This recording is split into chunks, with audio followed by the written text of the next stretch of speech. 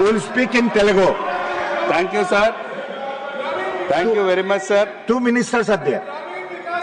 Sir, MNREGA Mahatma Gandhi భారతదేశ జాతిపిత sir. Gandhi కలలు కన్న గ్రామ స్వరాజ్యం సార్.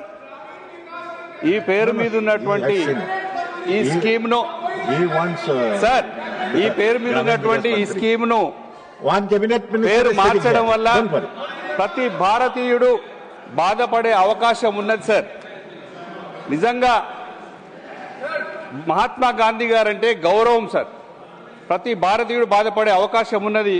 నిజంగా రామ్జీ అనే పేరు మీద తెచ్చినటువంటి స్కీమ్ పేద ప్రజల కోసం, దేశ ప్రజల ఉన్నతి కోసం. ఇంకొక స్కీమ్ సార్, వేరే స్కీమ్ తెచ్చి ఉంటే దేశ ప్రజలు, బడుగు బలహీన వర్గాలు కూడా చాలా ఎక్కువగా సంతోషించేవాళ్ళు. అలా సంతోషించడానికి అవకాశం కల్పించిన వాళ్ళు అయ్యేవారు మీరు సార్. రాముడు అంటే ఇష్టపడని వాళ్ళు ఎవరు లేరు సార్ ఈ దేశంలో. రాముడు అంటే ఇష్టమే, ప్రాణమే, దైవమే. కానీ at the same time Mahatma Gandhi guarantee కూడా గౌరవం సార్. ఆ పేరును అట్లే కంటిన్యూ చేయాలని చెప్పేసి ఈ పేరుతో ఇంకొక పేద ప్రజల కోసం అనదర్ స్కీమ్ తెచ్చి ఉంటే బాగుంటుందని చెప్పేసి అందరి భావన సార్. ఎక్కువ మంది బాధపడే అవకాశం ఉంటుందని మా ఫీలింగ్ సార్, మా అభిప్రాయం సార్.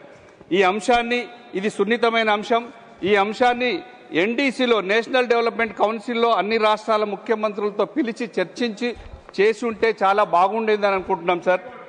ఎందుకంటే ఇది రాష్ట్రాలకు బాగా ఇబ్బందికరమైన అంశం సార్. మీరు 90-10% ఉన్న రేషియోని 60-40 తీసుకొచ్చారు కాబట్టి రాష్ట్రాల్లో బాగా లోడ్ పడే అవకాశం ఉంది, భారమయ్యే అవకాశం ఉంది.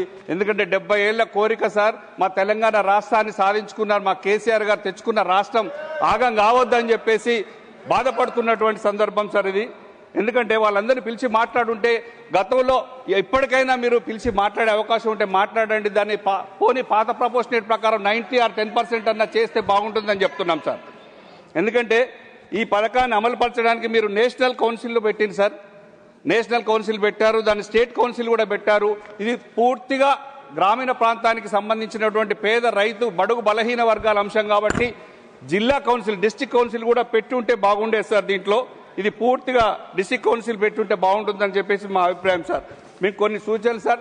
గతంలో 100 రోజుల పని దినాన్ని మీరు 125 రోజులు పెంచిర్రు, సంతోషం సార్. ఇది మా తెలంగాణలోని కూలీలకు మరియు గ్రామీణ పేదలకు కూడా ఒక గొప్ప అవకాశం సార్. ఇది బాగుంటుందని చెప్పేసి భావిస్తూనే గత పథకాల్లా కాకుండా ఈ బిల్లును నీళ్లు, గ్రామీణ మౌలిక సదుపాయాలు మరియు వాతావరణ మార్పులకు తట్టుకోగల ఆస్తుల కల్పనపై దృష్టి సారిస్తుంది. ఇది గ్రామాల స్వయం సమృద్ధికి దోహదపడాలని చెప్పి కోరుకుంటున్నాం సార్. గ్రామ పంచాయతీలు కూడా బలోపేతం కావాలి సార్. దీని ద్వారా వికసిత్ గ్రామ పంచాయతీ ప్లాన్స్ ద్వారా అభివృద్ధి ప్రణాళికలను గ్రామస్తులే స్వయంగా రూపొందించుకునే అధికారాన్ని కల్పించడం స్వాగతించదగ్గ పరిణామం సార్. కాకపోతే ఏంటంటే సార్, నిధుల భారం సార్. ఇది నేను ఈ బిల్లులో కొన్ని సూచనలు చేస్తున్నా సార్. ఇది 60-40 కాకుండా గతంలో ఎట్లయితే ఉందో 90-10% రేషియోనే కంటిన్యూ చేస్తే బాగుంటుందని చెప్పేసి కోరుకుంటూ ఈ స్కీమ్లో ఉన్నటువంటి రైతులను కానీ, రైతు కూలీలకు కానీ, వ్యవసాయ మా పార్టీ తరఫున సార్, తెలంగాణ బీఆర్ఎస్ పార్టీ తరఫున గతంలోని ఉపాధి హామీని వ్యవసాయంతో అనుబంధం చేయాలని కోరినాం సార్. ఈ కొత్త బిల్లులో వ్యవసాయ పనుల సమయంలో పీక్ సీజన్ మినహాయింపులు ఇవ్వడం శుభపరిణామం. ఇది రైతులకు, కూలీలకు కూడా కొంత మేలు చేస్తుంది. ఆ సమయంలో కూలీలకు, రైతులకు అనుసంధానం చేస్తే రైతుల కొంత ప్రపోర్షనేట్ ప్రకారం వాళ్ళు కూడా పే చేస్తారు, ఇటు గవర్నమెంట్ కూడా పే చేస్తే ఇటు వ్యవసాయ అభివృద్ధి అవుతుంది, రైతులకు బాగుంటుందని చెప్పేసి, రైతు కూలీలకు కూడా బాగుంటుందని చెప్పేసి మా ఫీలింగ్ సార్. ఇది మా రాష్ట్రంలో సిరిసిల్ల ఉంది సార్, పోచంపల్లి ఉంది. అటువంటి చేనేత కార్మికులకు కూడా, అనుబంధ రంగాల కార్మికులను కూడా ఈ మిషన్ కింద ఉపాధి పొందేలాగా కనుక పొందుపరిస్తే, ప్రత్యేక నిబంధనలు చేరిస్తే బాగుంటుందని చెప్పేసి ఒక సూచన sir. Viksit Bharat national ruling infrastructure ద్వారా డిజిటల్ మానిటరింగ్ చేపట్టడం వల్ల అవినీతికి తావు ఉండదు.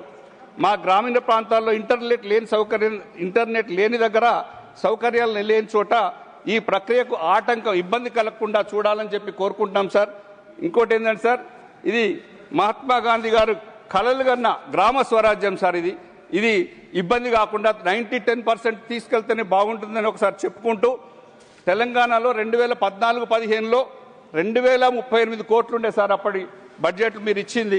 ఇప్పుడు 4344 కోట్ల తీసుకెళ్లి అనేక కోట్ల మందికి ఉపాధి కల్పేలాగా చేశారు సార్. ఈ స్కీమ్ బాగానే ఉంది సార్. కానీ ఫైనల్గా ఏమంటున్నాను సార్, మేము దీన్ని ఈ రాష్ట్రాలు భరించలేవు సార్. ఇది 60-40%. ఇది రాను రాను ఏమవుతుందంటే రైతు కూలీలు వ్యవసాయ రైతులకు ఇబ్బంది ఏమవుతుందంటే ఇది రాను రాను మెల్లగా ఈ 60-40% రాష్ట్రాలు మీకు 40% ఇచ్చే బదులు మాకు అక్కడే లోకల్ ఏదైనా పెట్టుకుంటామని చెప్పేసి ఆ ఫండ్స్ డైవర్ట్ చేసే అవకాశం ఉంటుంది. కాబట్టి కేంద్రాన్ని దాన్ని ఆ స్కీమ్ నుంచి తొలగిస్తే బాగుంటుంది. 90% ఇంత ముందులాగానే 10% రాష్ట్రాల వాటా పెడితే బాగుంటుంది. లేదంటే రాష్ట్రాల వారు 40% పెట్టడానికి ముందుకు రారు. ఎందుకంటే వాళ్ళకి ఆర్థిక భారం అవుతుంది, ఇబ్బందులు ఉన్నాయి. అనేక రాష్ట్రాలు, ఈ దేశం అందరి సమస్య సార్. ముఖ్యంగా మొన్ననే కొత్తగానే వచ్చినటువంటి తెలంగాణ రాష్ట్రంలో కూడా ఇబ్బందులు ఉన్నాయి సార్. ఈ గ్రామీణ ప్రాంతంలో సరిచేయాల్సిన అవసరం ఎంతైనా ఉన్నది సార్.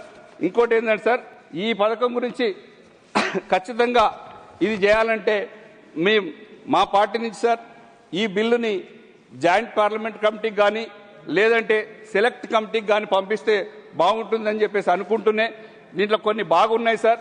దీంట్లో మెయిన్గా మా కోరిక, మా అభిప్రాయం కూడా రైతులకు ఇబ్బంది జరగకుండా, వ్యవసాయ కూలీలకు కూడా ఇబ్బంది జరగకుండా వాళ్ళు కంటిన్యూగా ఉండాలంటే ఇప్పటిదాకా ఎట్లయితే మనశ్శాంతిగా ప్రశాంతంగా ఉన్నారో వాళ్ళు ఇంకా ముందు కూడా ఉండాలని చెప్పి అనుకొని భావించి ఉన్నట్లయితే మీరు అందరిని పిలిచి మళ్ళీ మాట్లాడండి. అన్ని రాష్ట్రాల సీఎంలతో మాట్లాడి తొందర ఏం లేదు సార్. మన దేశం ఎక్కడికి పోతలేదు, పరిగెత్తుతలేదు, ఏం బిల్లు ఏమి ఇబ్బంది లేదు. ఒక 4 రోజులు ఆగితే ఇబ్బంది లేదు, ఒక 6 నెలలు ఆపండి. దీన్ని ఆపేసి concluding sir, I'm concluding sir. దీన్ని ఖచ్చితంగా మన పునరాలోచించండి సార్. రాష్ట్రాల మీద బడ్డను పడకుండా చూడండి. అట్లీస్ట్ 90-10% అన్న కంటిన్యూ చేస్తే రైతులు కూలీలు హ్యాపీగా ఉంటారు.